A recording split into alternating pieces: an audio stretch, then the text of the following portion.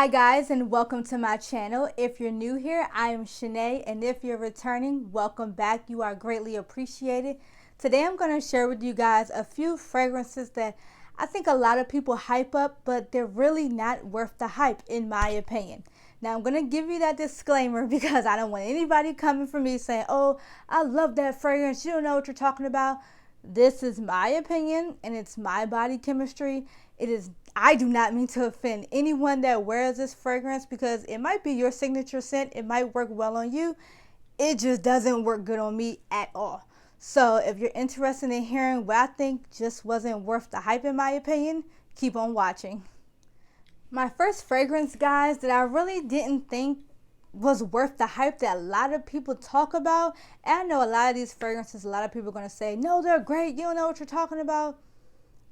Okay, we shall see. This particular fragrance is Tom Ford's Effing Fabulous.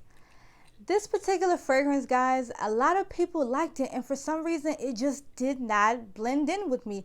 It smelled dusty, it smelled musty, it smelled musky. It just wasn't it for me. And I personally, the bottle was okay, the cursing on it, it's like, all right, whatever. I don't really mind it, but it's like, you could have said something else, but hey, we're all grown, so it doesn't really matter. But despite the bottle or the name of it, I just didn't get anything from it, and I definitely didn't feel fabulous. The notes I didn't even bother to look at because I just felt like it just didn't smell good to me off of the top. A lot of men particularly like this fragrance, so maybe it's just a masculine fragrance that I just didn't blend well with, but that is one fragrance I just did not get the hype over, and that's Tom Ford's Effing Fabulous.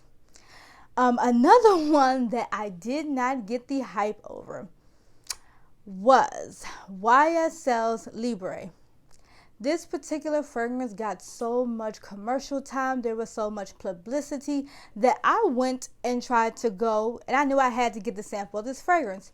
So I just went to Sephora one day and I was like, hey, I need a fragrance. What's going on with my hair, guys? I don't know.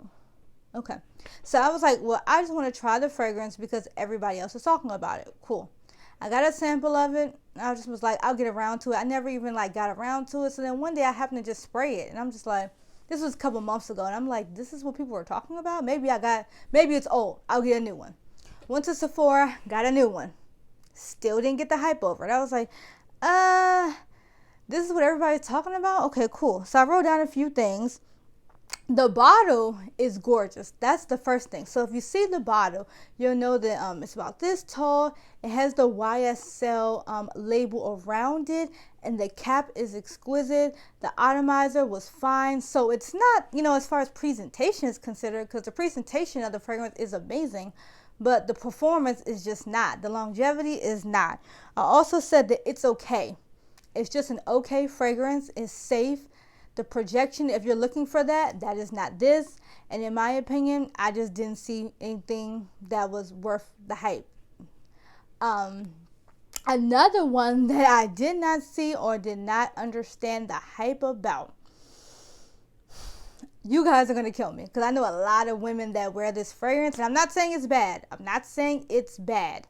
I'm just saying that I did not, or I do not, or I will not buy a full-size bottle of it. If I did, it would just be like a little decanter sample just to say I have it in my collection. But I like it to an extent, but I wouldn't buy it. It's weird how I'm explaining it, but I hope you understand what I'm saying. And it is Flowerbomb by Viktor and Rolf. Now, there are so many different flankers or different variations of this fragrance that the original Flowerbomb just doesn't do it for me. You have Midnight, that Flowerbomb. In that version is Midnight Dew. You have the Rose one, I think there is. But the initial one, I just couldn't get around it. Maybe because the initial one is way too sweet for me. It kind of reminds me of a child. Like, it has caramel in it. I know that it has a lot of different sweet notes.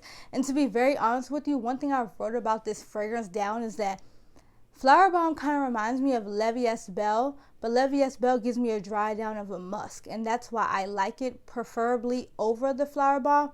So if you're looking for something that's something like Flowerbomb but not so sweet, I would just go for Levi's Belle, because in my opinion it's such a more beautiful fragrance. Not saying that Flowerbomb isn't, but in my opinion it's just way too sweet, and it's too sweet on my skin. So like I was saying, I wouldn't get a full bottle of this, but I would have something small in my collection just to say, oh, if I spray it, okay. But it's not something I would run or wow or run to town about. No, sorry, wasn't worth the hype for me. The next one I have, a lot of people kind of felt the same way when I was looking up this fragrance as well, and that is Gucci's Memoir. I think this particular fragrance came out maybe about two years ago. I think 2 or last year. I can't remember, honestly. I can't remember when it came out. So I went to Ulta to sample. Well, actually, they don't do samples at Ulta, but to spray it. This fragrance to me, and if you see the bottle that I'll put on the screen of this fragrance, initially when I saw the bottle, I was like, this looks like an antique old fragrance. And when I mean old, I mean no offense, but someone's, elderly grandparent. So I was just like, okay, let's try it. I smelled it. It smelled old and antique. It was dusty. It did not last on the skin. And when I say it didn't last, I mean I sprayed it, walked around the store, didn't even get halfway to the register, and it was gone. I went back just to top it off before I left, sprayed it, it was gone. It has the initial green crisp to it, so I'm not sure if that's why it didn't last, but it just evaporated on my skin. It did not smell good, and when the opening came, it just was like alcohol and crisp citrus that wasn't smelling good. I'm sorry, it just, in my opinion, I didn't like the fragrance, and the longevity of it does not exist, and the projection definitely does not exist. So keep that in mind. The last one that I'm going to speak to you guys about is this, and I'll be right back. Sorry, I had to fix my lighting. It was something weird and I just had to grab something. The last one that is on my list that I just don't see the hype about is Ariana Grande's Cloud. Now, this particular fragrance, in my opinion, it is supposed to be a dupe for this fragrance, Baccarat Rouge 540. Now, one thing I will say as well, the opening in Ariana Grande's Cloud is very similar to Baccarat Rouge 540. Now, what gets me is that everybody says, oh, it's a dupe, it's a dupe. It is not a dupe. I don't know what they're talking about. The dry down is totally different. In the Baccarat Rouge 540, you're getting more of a deepness, a sandalwood scent.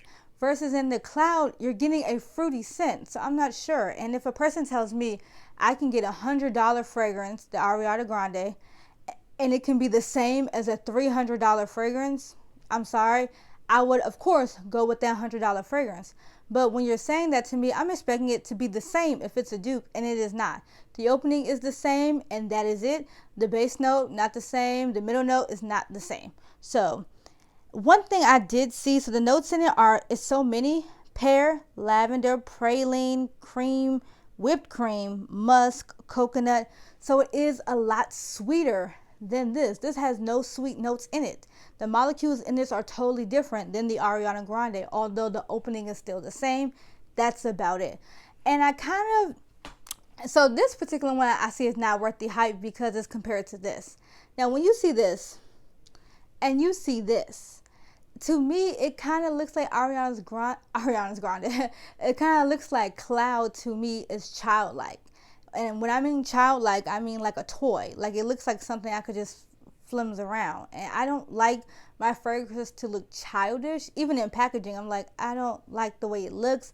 I don't like the presentation on it. So when people compare it to this bottle, I'm just like, or the scent. I don't want to say the bottle. When people compare the scents, I'm like, this and that aren't the same. The opening in this and the opening in that may be the same, but the dry downs, the middle notes, they're not the same. So to me, Cloud is a no. It is a beautiful scent. I will give it that. So if you are looking for Baccarat Rouge in a sweeter version, then I would suggest getting Cloud. But other than that, I wouldn't suggest getting it thinking it's going to do what this is going to do, because it's not. Sorry. So Flowerbomb I don't even like the name, sorry.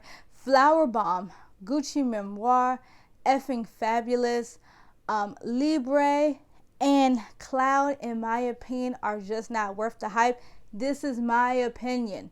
It's just on my skin. Your skin can do whatever it wants, but in my opinion, my skin did not see the hype in these fragrances. So take what I say as a grain of salt. Everybody's skin chemistry is differently, so it doesn't really matter. But I'm just letting you all know that these were not worth the hype for me. So if you received the same from these fragrances, in the description box below, just please let me know how you feel about them as well. I'm sorry, they just didn't work for me, and that's okay. Everybody's skin is different. It happens, all right? Guys, thank you so much for tuning in today. I greatly appreciate it. If you like this video, please hit the like button down below. And if you like the content I'm giving to you guys, please hit the subscribe button. It is greatly appreciated.